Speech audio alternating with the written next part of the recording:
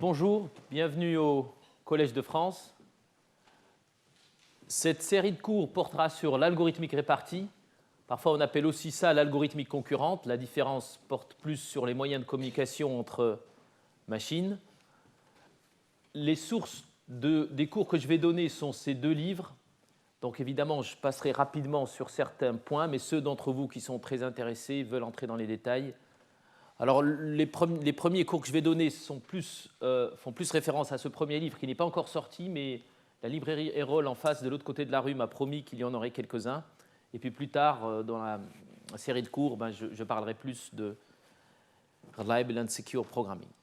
Alors, normalement, les cours seront organisés de la manière suivante. Je ferai 1 heure et ensuite, quelqu'un viendra faire un séminaire à 11 heures. Malheureusement, la personne qui était censée venir aujourd'hui, le professeur Maurice Herly, a eu un empêchement personnel assez important. Il a dû annuler à la dernière minute. Je m'en excuse. Donc, il n'y aura pas de séminaire à 11 heures.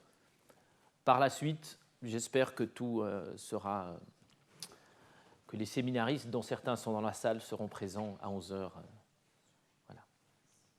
OK, donc aujourd'hui, pour cette première partie, cette toute première partie, je vais vous présenter quelques concepts fondamentaux d'algorithmique répartie. Alors certains, comme je dis, appellent ça l'algorithmique concurrente, mais c'est la même chose pour moi. Et ce dont je vais parler, c'est comment construire l'un des objets informatiques probablement les plus simples, une variable atomique ou un registre atomique, une zone mémoire dans laquelle on peut stocker quelque chose et lire quelque chose. Alors dans le jargon de l'algorithmique concurrente ou répartie, on appelle ça un registre. Mais vous pouvez penser à cela comme une variable dans laquelle des machines, des processus, des processeurs, j'utiliserai parfois les mots de manière interchangeable, peuvent lire et écrire. Et on veut juste que cette variable soit atomique. Et vous verrez que ce n'est pas si simple que ça.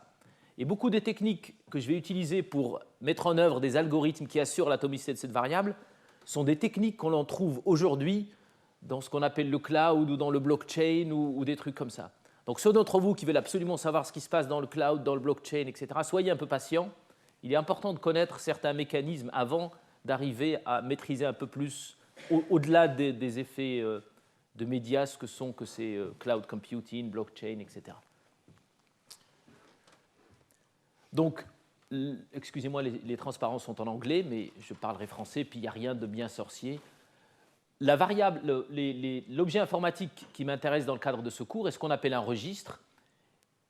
Il a 2 opérations, donc pensez-y comme un objet d'une classe en informatique qui a 2 opérations. Une opération qui permet de lire la valeur qu'il y a dans cette zone mémoire, dans ce registre, qui est la variable x, et une opération qui permet de modifier la valeur de x, donc qui prend comme paramètre une variable v et qui la met dans x. Donc une variable qu'on peut lire et écrire à travers 2 opérations, read et write. On appelle ça en informatique un registre. Et pour simplifier et sans perdre en généralité, je suppose dans le cadre de ce cours que le registre, la variable qui nous intéresse, ne contient que des entiers et que ces entiers sont initialement 0. Quand on démarre avec la variable, elle contient la valeur 0. Et ce qui est intéressant, c'est que quand on se pose la question quel genre de variable on peut manipuler dans la pratique, eh bien, on arrive à en trouver plein. Et on les caractérise à travers 3 dimensions. La première dimension, c'est que va contenir cette variable. Et là, on distingue le fait qu'elle contient juste des 0 et des 1, comme dans une machine, donc une variable booléenne, de la variable qui peut contenir n'importe quoi. Et dans le cadre de ce cours, ça sera un entier, 3, 4, 5, etc. Donc là, c'est la première dimension binaire ou qui peut contenir plusieurs valeurs. La deuxième dimension est qui peut accéder à cette variable. Alors là, on distingue 3 catégories de registres. Ce qu'on appelle le registre SR-SW est une variable qui ne peut être lue que par un processeur et qui ne peut être écrite que par un autre processeur. Donc quand on la crée, quand on l'initialise, on dit cette variable va être utilisée pour, entre guillemets, transmettre de l'information d'un processeur, l'écrivain, à un autre processeur, le lecteur. D'autres types de variables peuvent être lues par plusieurs processeurs, écrites par un seul, lues par plusieurs. Ceux d'entre vous qui étaient à ma leçon inaugurale hier, j'espère se rappellent que dans plein de cas, il n'y avait qu'un seul écrivain. Donc ces variables-là quand elles sont initialisées, on les initialise avec un seul écrivain, on dit c'est celui-là qui va écrire. Et puis la variable la plus générale est celle qui peut être lue et écrite par un nombre quelconque de processeurs. Ensuite, la troisième dimension concerne le comportement de cette variable quand les processeurs y accèdent de manière concurrente. Quand les écrivains et les lecteurs viennent de manière concurrente accéder à ces variables, elle peut se comporter de différentes manières. Et là aussi, on distingue trois catégories de variables. Je vais détailler ces trois catégories ici, et ces trois dimensions-là vont pouvoir, quelque part, délimiter le champ des registres qu'on va utiliser. Alors, la première catégorie de variables, de registres, ce qu'on appelle les registres safe ou sûrs, ne garantit pas grand-chose quand ils sont accédés de manière concurrente.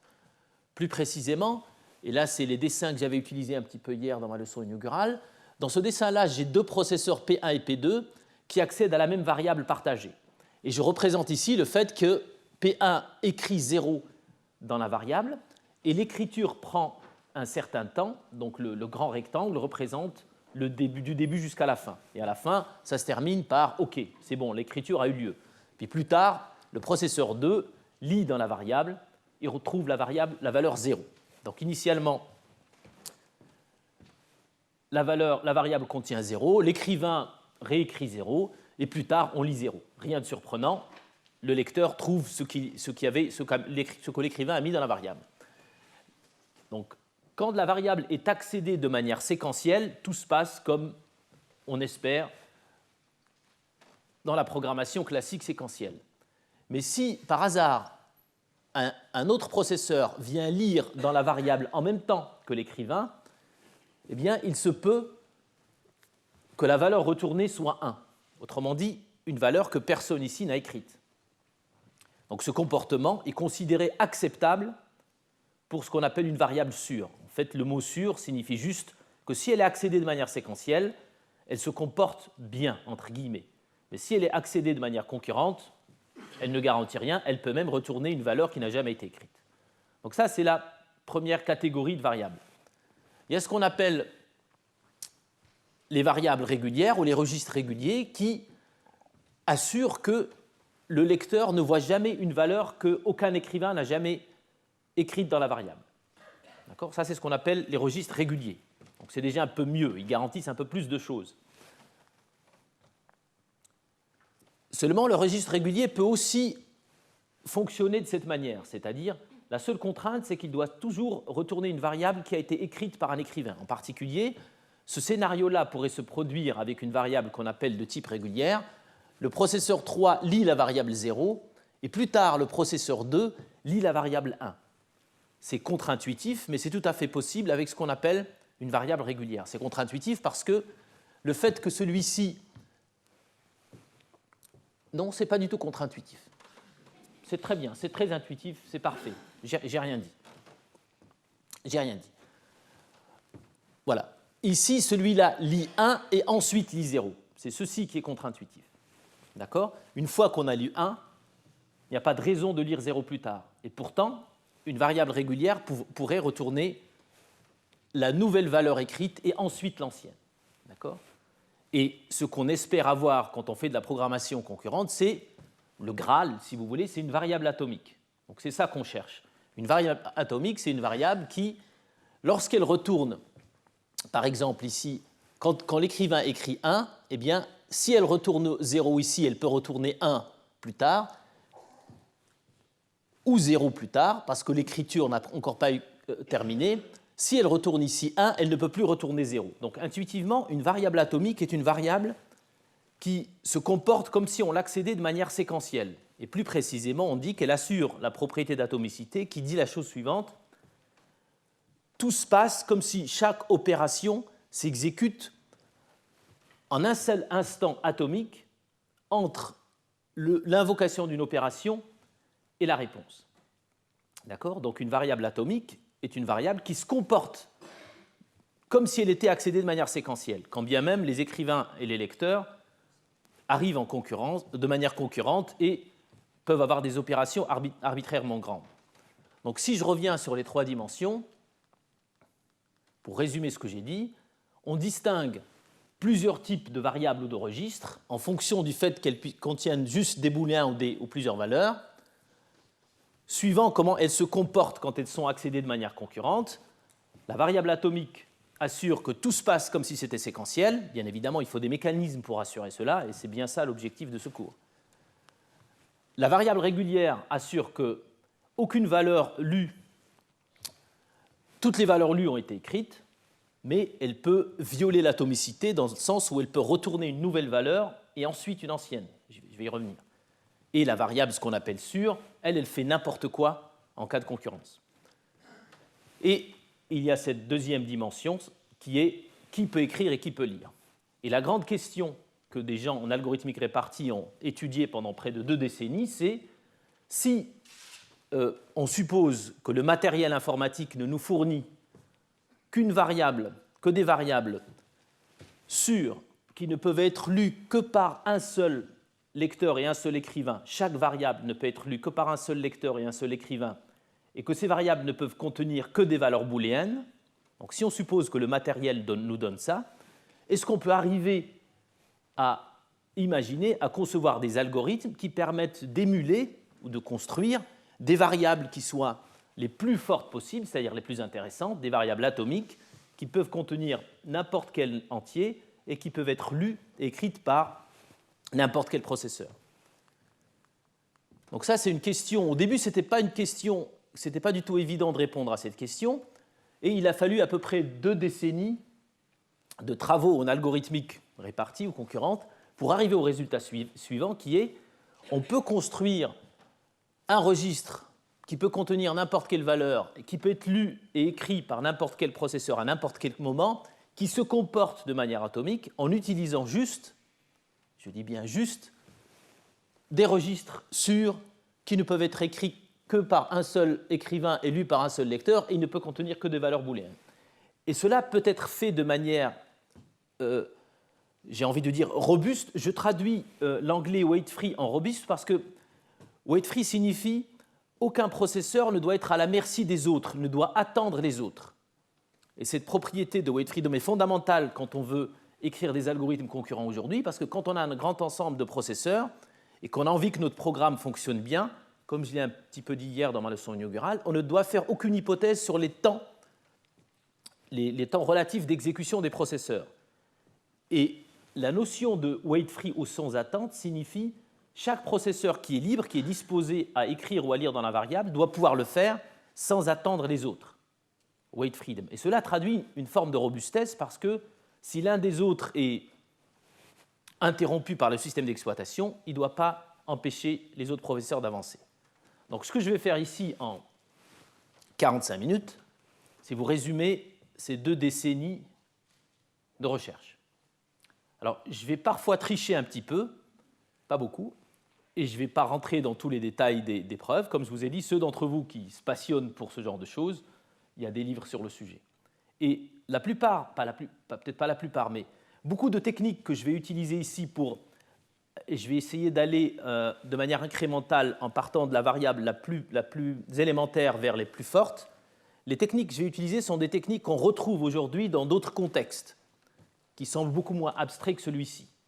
Je vais essayer parfois de les souligner et vous les verrez, j'espère, dans d'autres cours. Quand par exemple la professeure Attia va venir, elle va vous montrer comment certaines de ces techniques s'utilisent dans ce qu'on appelle les snapshots d'un état stable d'un système, etc. Donc la démarche est la suivante. On suppose qu'on a des variables très simples et on construit des variables de plus en plus sophistiquées jusqu'à arriver à la variable atomique. Alors pour faire ce travail-là, je vais faire un certain nombre d'hypothèses. Alors, le processeur ou le processus qui exécute un code, donc je vais vous présenter des algorithmes.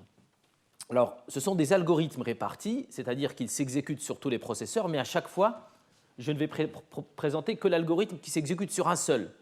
Parce que, dans le cadre de ce cours en tout cas, tous les processeurs vont exécuter, comme je vous ai dit tout à l'heure, processeur et processus, c'est la même chose.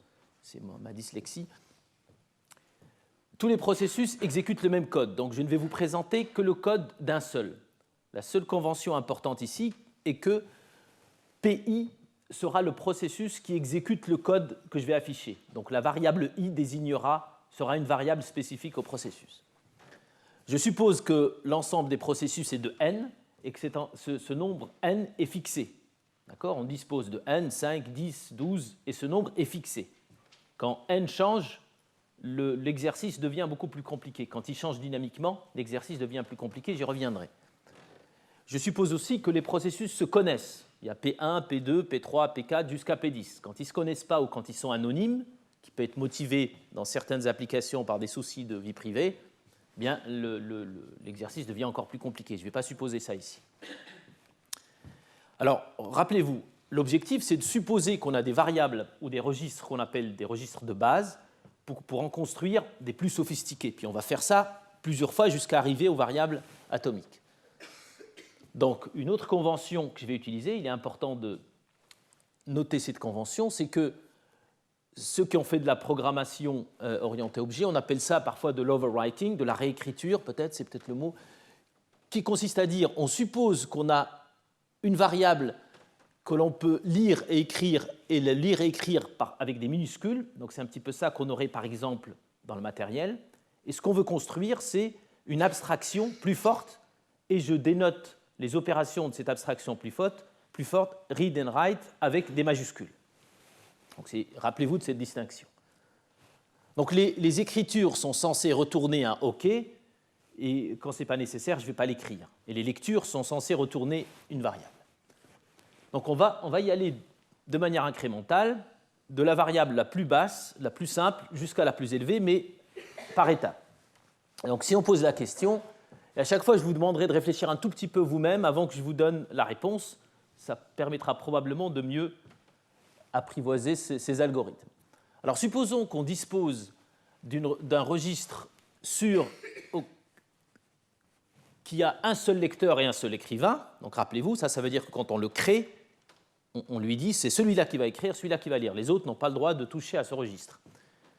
Et on veut construire à partir de ça un registre qui peut être lu par plein de lecteurs, toujours sûr et binaire. Mais on veut qu'il puisse être lu par plein. Donc je vous laisse réfléchir 2 minutes. Et on a autant de registres sûrs élémentaires qu'on veut. Et on veut créer l'abstraction. C'est comme si on veut dire au programmeur, on va t'offrir une abstraction un peu plus élaborée qui permet à plein de lecteurs d'accéder à ce registre.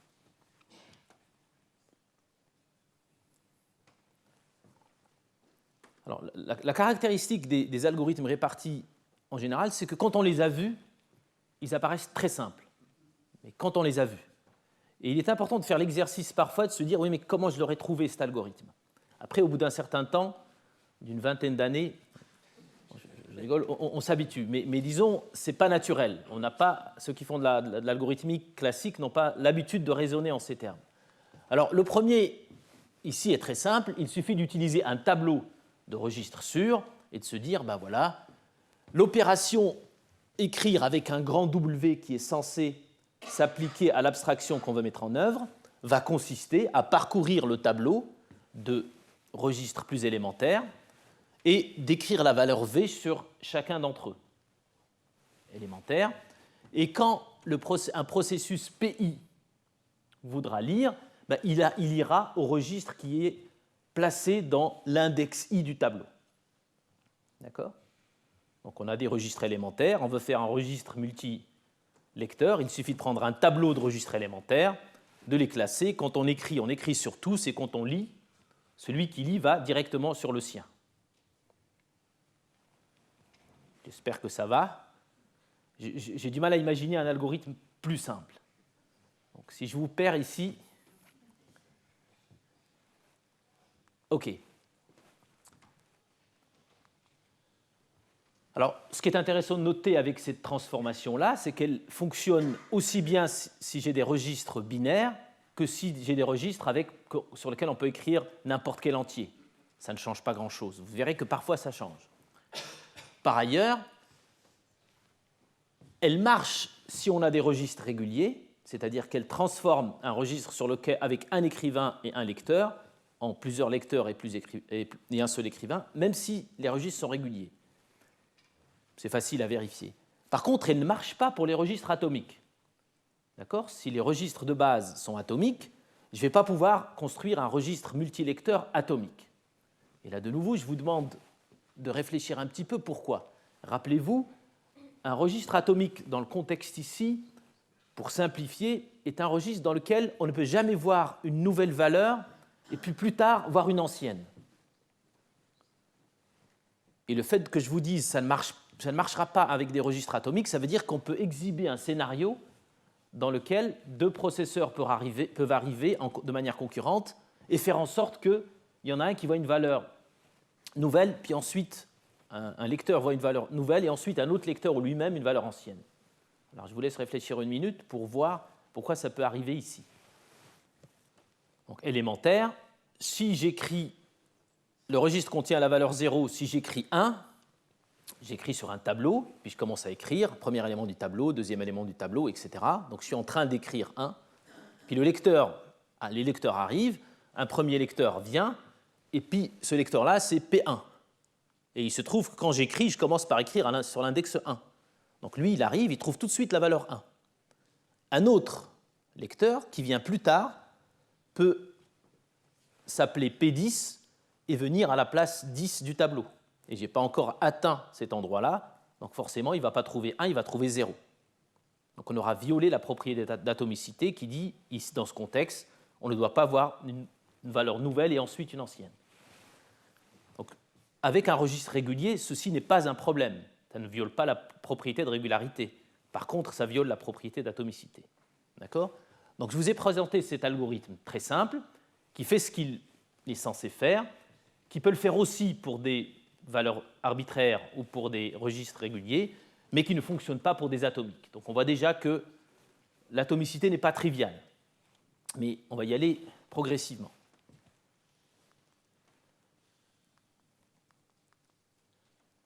Alors cette fois, l'étape qu'on veut franchir, c'est celle qui consiste à dire on a un registre qui est sûr et on veut le transformer en registre régulier. Alors rappelez-vous la différence. Un registre sûr est un registre qui, quand il est lu, peut retourner une valeur qui n'a jamais été écrite. C'est comme s'il y avait un court-circuit. Quand il y a la lecture et l'écriture en même temps, il peut y avoir un court-circuit, il part en vrille, il retourne n'importe quoi. Un registre régulier promet que la valeur lue a forcément été écrite. Soit elle est en train d'être écrite, soit elle est écrite avant. Donc, comment transformer un registre binaire avec un seul écrivain sûr en un registre binaire avec un seul écrivain régulier? Comment éviter cette situation de court-circuit, entre guillemets? Là, je vous laisse encore réfléchir un petit peu.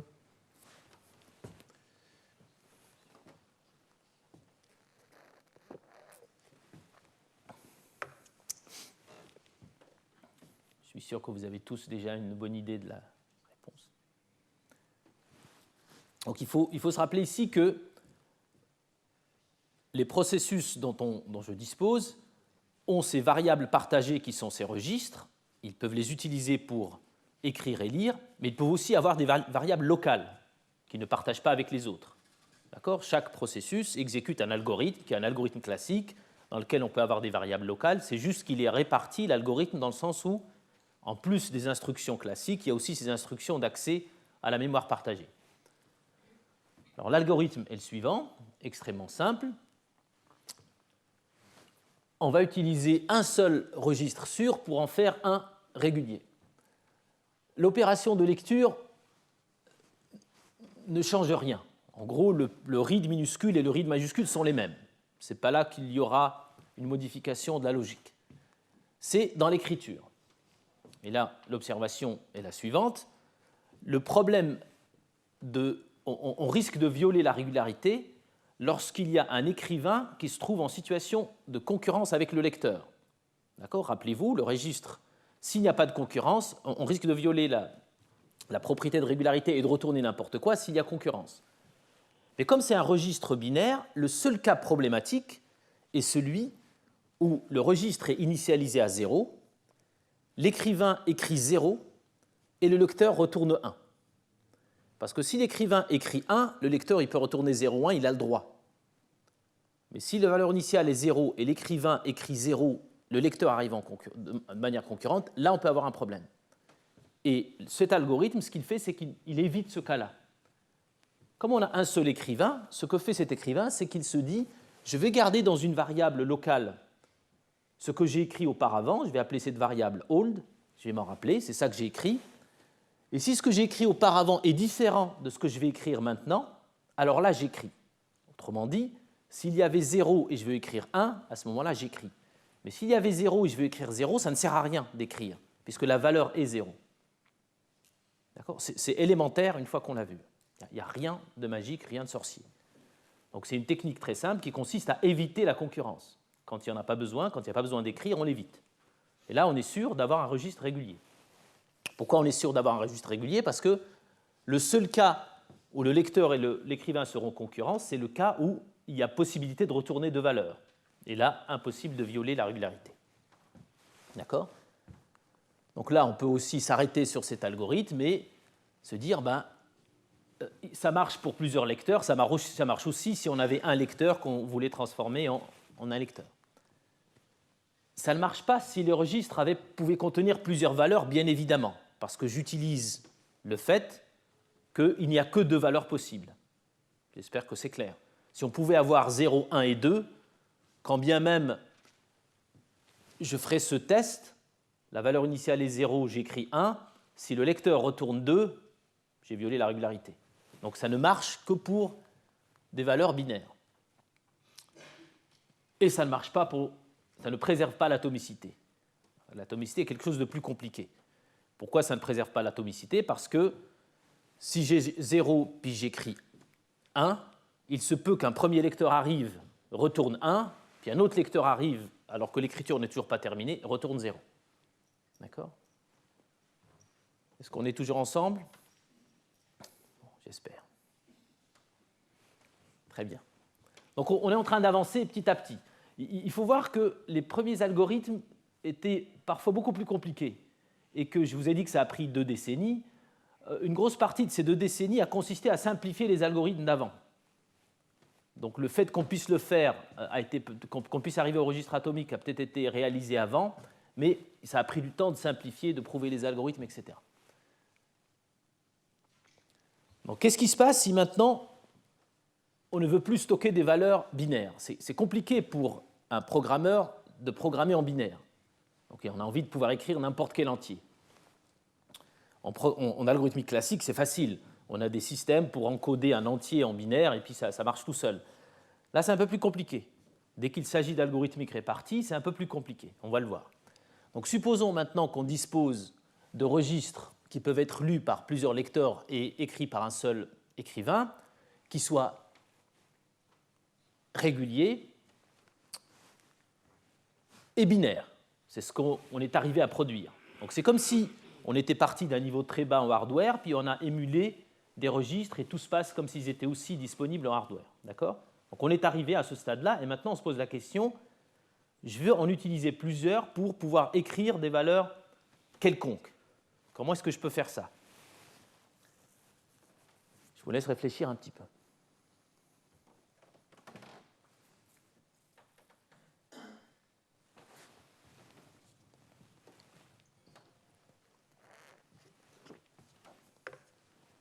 Alors en général, quand on a un entier, 4, et qu'on peut le stocker en binaire, on utilise...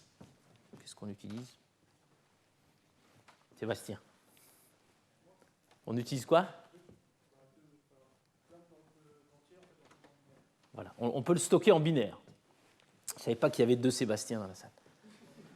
Donc on peut stocker en plusieurs binaires, donc il y a une manière de stocker qui est assez classique. Mais si on réfléchit un peu, si on veut stocker 4, puis par exemple on écrit 001, c'est ça 4 ?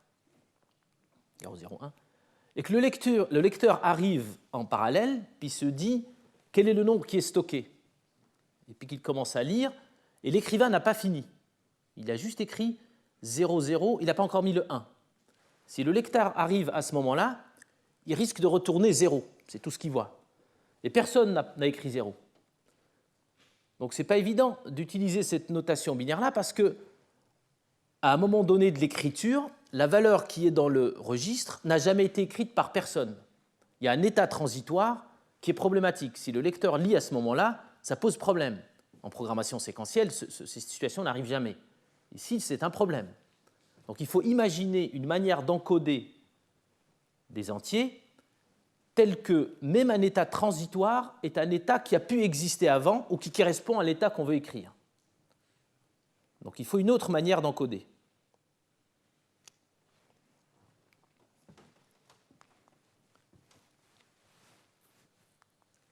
Alors ce qu'on va faire, c'est on va faire ce qu'on appelle parfois un encodage unaire.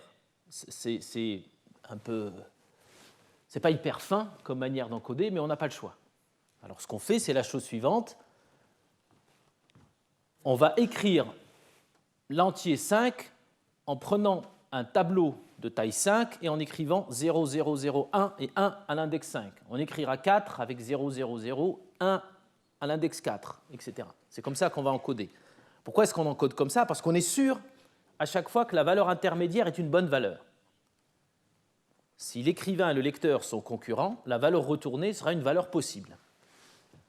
Donc plus précisément, pour pouvoir écrire des valeurs allant jusqu'à m égale 10 000, 100 000, ce que vous voulez, on va prendre un tableau de taille 100 000.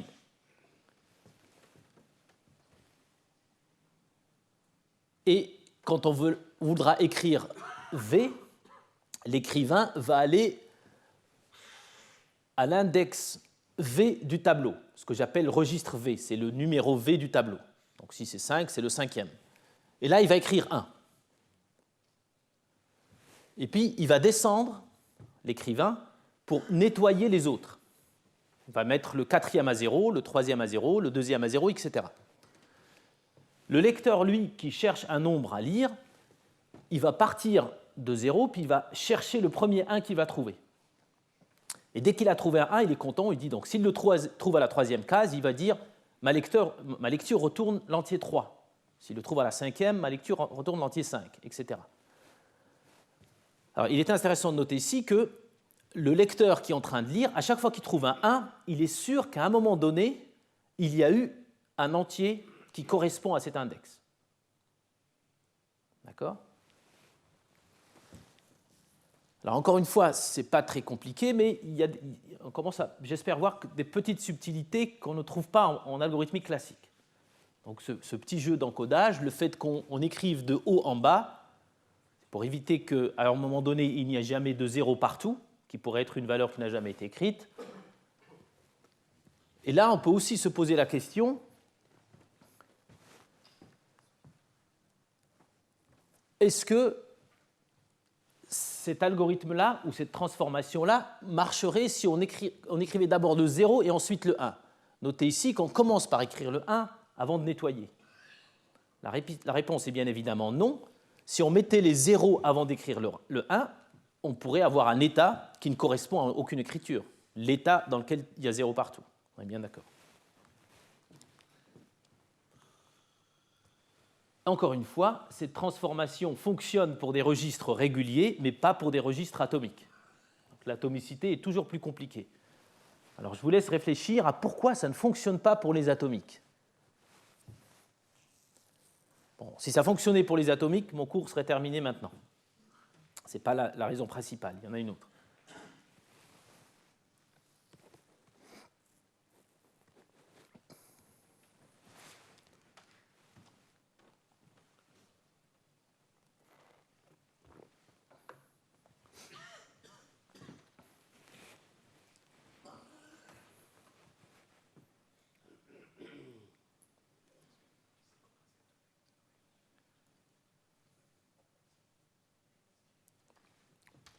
Donc la raison pour laquelle ça ne marche pas pour les atomiques est un peu plus compliquée.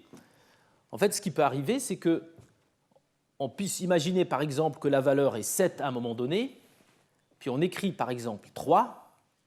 Le lecteur arrive à ce moment-là, puis il rate la valeur 3, il est déjà en train de chercher un 1, et puis un autre lecteur arrive après, trouve la valeur 3, et continue derrière le premier, et le premier retourne l'ancienne valeur. Alors, je vous le fais très vite, mais on peut arriver à un scénario comme ça en imbriquant les lecteurs entre eux.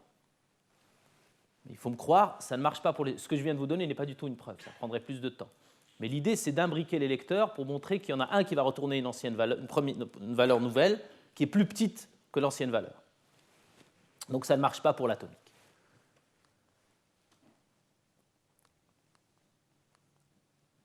Alors comment est-ce qu'on va faire maintenant? Là, on n'a plus le choix. On a tout fait sur les réguliers. On est parti de binaire à multivaleur. On est parti de lecteurs simples à plusieurs lecteurs. Mais on est resté dans le domaine du sur et du régulier. Comment faire l'étape d'après qui est l'atomicité? Et là, c'est un peu plus compliqué. Et on va commencer par le faire pour le cas le plus simple. On va revenir au cas où on a un seul lecteur, un seul écrivain. On a un registre régulier et on veut le transformer en registre atomique. Après tout, c'est ça qu'on veut, c'est ça que veut le programmeur. Il est habitué à des variables atomiques. C'est ça qu'on veut lui donner comme abstraction.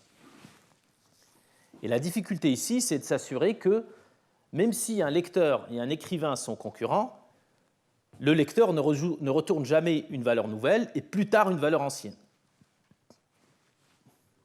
Si c'est qu'un seul lecteur et qu'un seul écrivain, c'est faisable. Enfin, c'est toujours faisable. Mais là, vous verrez qu'il faut introduire certaines choses, mais on peut s'en sortir relativement facilement. Donc on va introduire une notion qui va représenter le temps, et vous allez voir pourquoi.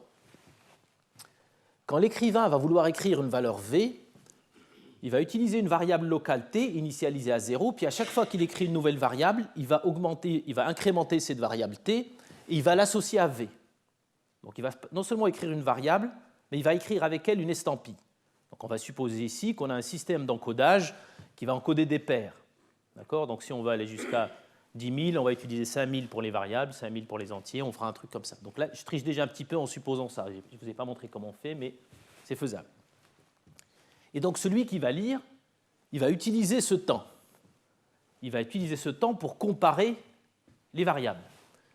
Et quand il va lire, quand le lecteur va lire, il va trouver une variable que j'appelle ici T'X'. Donc là, une lecture retourne un couple, et il va faire le test, est-ce que T' est supérieur à T? T, c'est la variable que le lecteur a lue le coup d'avant. Si T' est supérieur à T, alors c'est effectivement une nouvelle valeur. Il va prendre en compte cette valeur, il va se rappeler du nouveau T, du nouveau X, qui sont T' et X'. Sinon, il retourne l'ancienne valeur. Donc comment est-ce qu'on évite, dans le cas d'un seul lecteur et d'un seul écrivain, comment est-ce qu'on évite de violer l'atomicité? Ici, c'est simple, puisqu'il n'y en a qu'un, il va comparer avec la valeur qu'il a retournée avant. On triche un petit peu parce qu'on introduit une variable qui est le temps. Et le temps, ça grandit, et ça peut grandir beaucoup. Et en fait, en théorie, c'est infini. Donc jusque-là, je supposais que les registres étaient finis, ils étaient même binaires, et là, je commence à supposer qu'ils sont infinis. Donc c'est très compliqué de se débarrasser de ce temps infini. D'accord ? Juste gardez ça en tête, et rappelez-vous, lorsqu'il est passé la première fois à l'atomicité, il a triché un peu parce qu'il a supposé que les registres étaient infinis. Ne pas tricher supposerait plusieurs autres cours. Mais on peut le faire. En pratique, si on prend un grand nombre de registres, avant d'épuiser le temps, il faut y aller. Mais d'un point de vue théorique, j'ai déjà triché un petit peu. Et j'ai supposé que j'ai toujours un lecteur et un écrivain. Alors, si on avait plusieurs lecteurs, il est assez clair que ça ne fonctionnerait pas parce que chaque lecteur aurait son temps t. Il y en a un qui serait peut-être au temps 1, l'autre serait au temps 29, qui ne seraient pas du tout les mêmes. Et il se pourrait qu'un lecteur retourne une valeur nouvelle parce que son estampille lui dit elle est nouvelle pour moi, et puis un autre, plus tard, retourne une valeur ancienne. L'estampille représente la valeur t qui est le temps. Donc avec plusieurs lecteurs, ça ne fonctionne pas puisque seul le lecteur et l'écrivain gardent ce temps. Donc ça ne marche pas évidemment sans temps. Le temps est important ici. Alors qu'est-ce qui se passerait maintenant si on veut faire marcher ce genre de transformation avec plusieurs lecteurs? Donc on n'en a plus qu'un, on en a plusieurs. On ne peut plus jouer sur le fait qu'il va se rappeler de la valeur qu'il a lue avant, parce qu'il y en a plein. Donc moi, je peux très bien me rappeler de la valeur que j'ai lue avant, mais ça ne va rien vouloir dire pour quelqu'un d'autre. Donc pour vous imaginer cette situation, imaginez que que vous soyez chez vous, que je sois en train de donner ce cours sur Internet, et en communiquant avec vous à travers des variables de ce genre, c'est-à-dire des variables régulière et je vous envoie mes transparents, le numéro 1, le numéro 2, le numéro 3, etc. Et je fais ça en écrivant. Et ce qu'on veut éviter comme situation, c'est que quelqu'un voit le transparent 25 et puis plus tard, quelqu'un d'autre voit le transparent 24. Assurer l'atomicité, c'est faire en sorte que tout se passe comme si nous étions ensemble ici. Donc, comment est-ce que je vais faire en sorte qu'aucun d'entre vous ne voit le transparent 25 avant que quelqu'un d'autre, plus tard, ne voit le transparent d'avant? Qu'est-ce que je peux bien faire en tant qu'écrivain? Pas grand-chose. Tout ce que je peux faire, c'est écrire sur vos registres. J'écris mes transparents l'un après l'autre. Je peux essayer de les écrire dans tous les sens. Ça va être compliqué à éviter. Alors, sur quoi je peux compter? Eh bien, je peux compter sur vous. On est en train de faire un algorithme réparti. Et l'idée d'un algorithme réparti, c'est que tout le monde travaille, en général. Donc là, je vais utiliser le fait que rien ne vous empêche aussi de contribuer à garantir l'atomicité de mon algorithme. Et je vais vous demander de faire quelque chose qui peut avoir l'air loufoque, mais en fait, on n'a pas le choix. Il n'y a pas d'autre manière de garantir l'atomicité. Et l'idée est la suivante. Quand j'écris le transparent 25 chez l'un de vous, et que vous êtes en train de lire vos transparents, puis vous dites quel est le prochain transparent que je vous lis, qu'il faut lire, puis vous voyez le 25. Eh bien, vous ne rendez cette lecture effective qu'après l'avoir disséminée chez tous les autres. Ça devient lourd, mais il n'y a pas le choix. Donc c'est comme si je disais à chacun d'entre vous, dès que vous voyez un nouveau transparent, il n'y a pas le choix, il faut le diffuser aux autres. Donc c'est comme si un algorithme, vous êtes assis devant votre machine, et l'algorithme se dit, avant de lui donner, de lui montrer le transparent 25, je vais d'abord l'écrire sur tous les autres. Pourquoi est-ce que je l'écris sur tous les autres? Eh bien, pour m'assurer qu'une fois que j'aurai rendu cette lecture effective, aucune autre lecture chez un autre ne retournera un ancien transparent.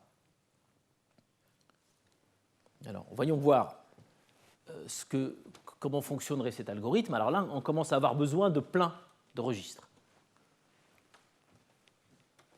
On va en utiliser n carré, parce qu'on est n, et puis chacun va commencer à écrire sur le registre des autres. Et puis c'est des registres avec un seul écrivain.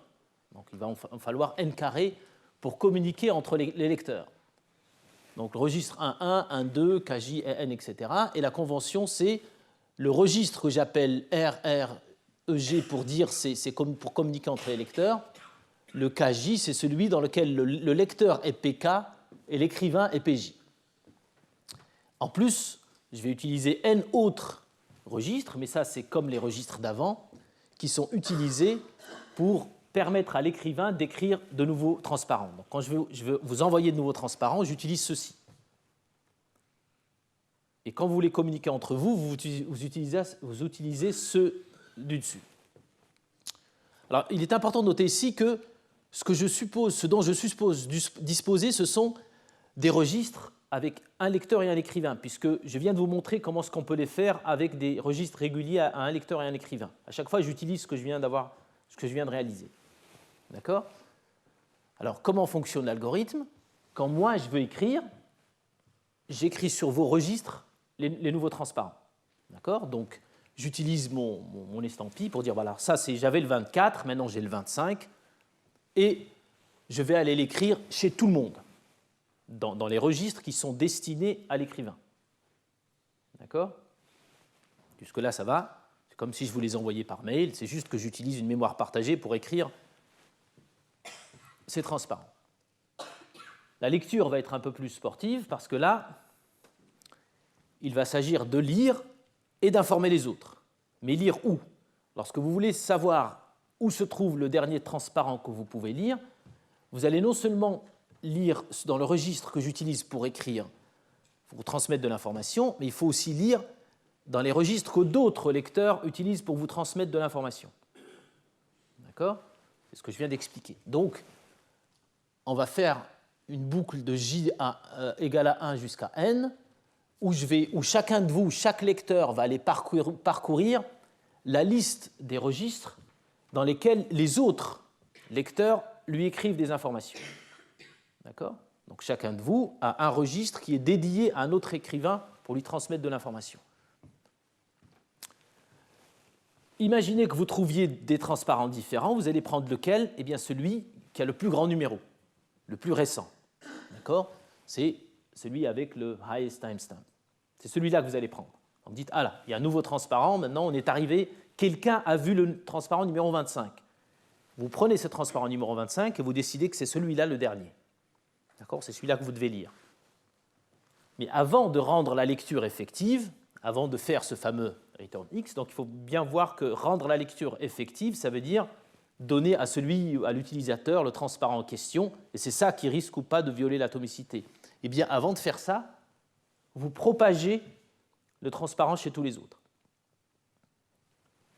Donc, c'est une lecture très coûteuse, et ici, on va carrément dire qu'elle est très complexe au sens de la complexité d'algorithmique répartie, parce qu'il faut non seulement un grand nombre de registres, mais il faut un grand nombre de lectures et d'écritures dans les registres. Donc, la complexité, c'est le nombre de fois où on va lire et écrire dans des registres en fonction de la taille du système. C'est énorme. Donc c'est le prix à payer pour assurer qu'une variable ait l'aire atomique. On peut démontrer qu'on ne peut pas faire mieux. Plus précisément, il y a quelques théorèmes, ils ont été formulés de manière différente, mais qui disent qu'on ne peut pas assurer d'atomicité si le lecteur n'écrit pas. D'accord? Et dès qu'il écrit, ça devient coûteux, parce qu'il faut écrire chez tout le monde, etc., etc. Donc, pour se convaincre que cet algorithme fonctionne ici signifie que tout se passe comme si chaque opération s'exécutait à un instant indivisible entre son invocation et sa réponse.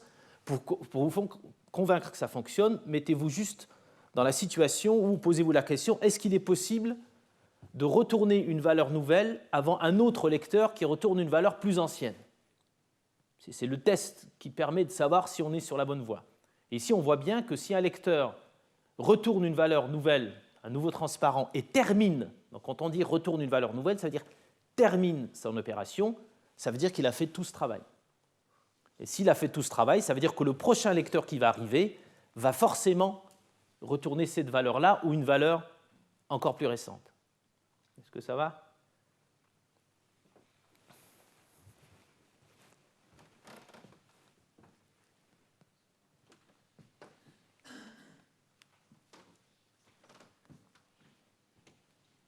Alors, cette transformation-là ne peut fonctionner avec plusieurs écrivains. Alors, je vous laisse voir pourquoi ça ne marcherait pas avec plusieurs écrivains.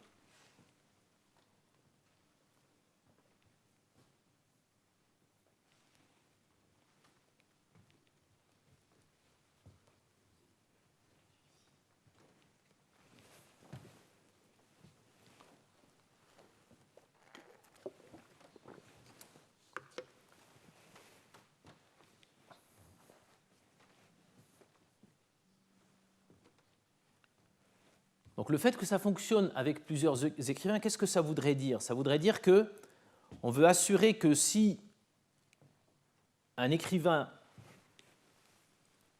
écrit quelque chose sur des registres et puis un autre écrivain vient plus tard, eh bien la valeur que les lecteurs doivent voir, c'est celle de l'écrivain le plus récent. Donc si par exemple, moi je fais un cours, puis Xavier Leroy, ici présent, commence son cours dans 3 semaines, fait aussi son cours, utilise aussi la même technique, est-ce qu'on est sûr que quand vous allez lire nos cours, vous saurez que ces transparences sont plus récents dans le temps et donc ce sont ceux-là qu'il faut voir, si on utilise cet algorithme-là? S'il exécute cet algorithme, Xavier va partir avec une estampille initiale de 0. Moi, j'arriverai peut-être à 25, et si ça se trouve, lui, il n'utilise pas beaucoup de transparents. Donc le premier, c'est 1, puis 1 heure plus tard, il met le deuxième, puis 1 heure plus tard, il met le troisième. Donc son estampille avance très doucement. Et moi, je suis arrivé au 36e. Quand vous venez, si vous comparez les deux estampilles, vous allez retourner mes valeurs. Donc le problème ici, c'est que le temps est déterminé par un seul écrivain. Si on se met tous les deux à déterminer le temps, il n'y a aucun moyen que cette notion-là qu'on a ensemble reflète le vrai temps physique.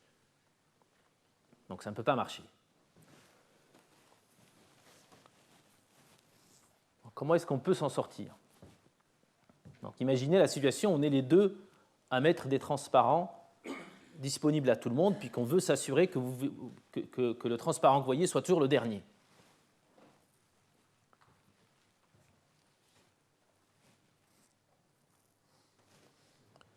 Eh bien, il faut qu'on se synchronise.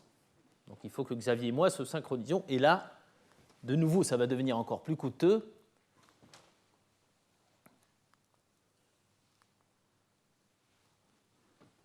On va devoir utiliser, alors on va simplifier un peu l'algorithme parce qu'on a déjà construit un registre avec plusieurs lecteurs et un écrivain, donc on va l'utiliser. Et là, on veut passer à l'étape suivante, il y a plein de profs. D'accord, il peut y en avoir un, on peut avoir Claire Mathieu aussi qui revient enseigner, on peut avoir plein de profs et puis on veut synchroniser ça. Comment est-ce qu'on va synchroniser ça? Eh bien, on va faire N registres comme on a vu tout à l'heure, et cette fois, avant d'écrire, chacun des écrivains va non seulement regarder sa montre, mais il va aussi regarder la montre des autres. Il va aller dire, tu es arrivé à quel transparent? Tu es arrivé à quel transparent? À toi, c'est le 3e. Toi, c'est le 8e. Ah, donc, il faut que je démarre à 8. D'accord? Comme ça, je suis sûr que quand je démarre avec un numéro de transparent qui est au moins égal au leur. Donc, ça rajoute un peu de complexité. Enfin, ça rajoute même beaucoup de complexité. Donc, ici, quand je vais vouloir faire écrire V, je vais faire une boucle de 1 à n, aller lire. Donc ça, ce sont des registres qui ne sont utilisés qu'entre les écrivains. Et je vais lire l'estampille la plus grande chez les autres profs, rajouter 1 et écrire avec cette estampille.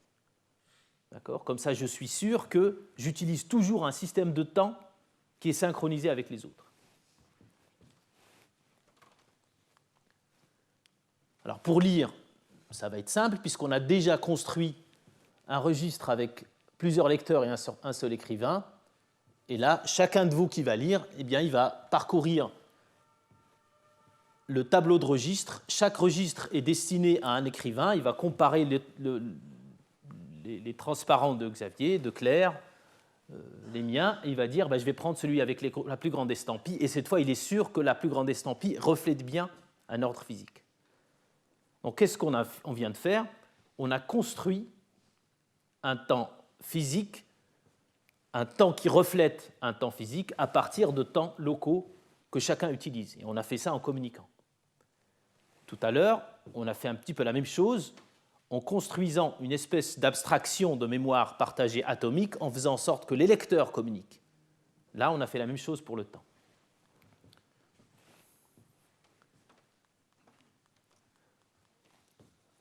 Je vais revenir sur les endroits où j'ai triché pour quand même ne pas m'en sortir comme ça.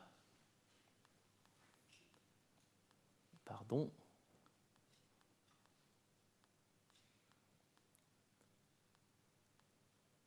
Voilà.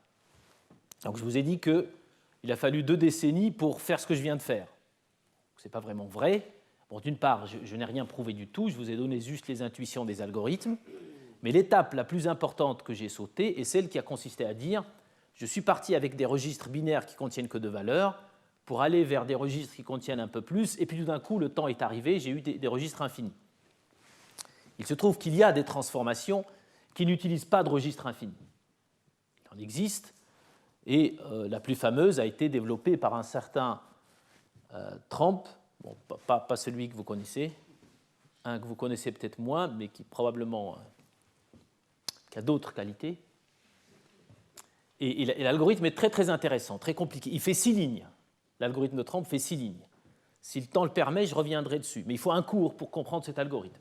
J'ai rarement vu un algorithme aussi une telle densité, je pense, de malice ou d'intelligence.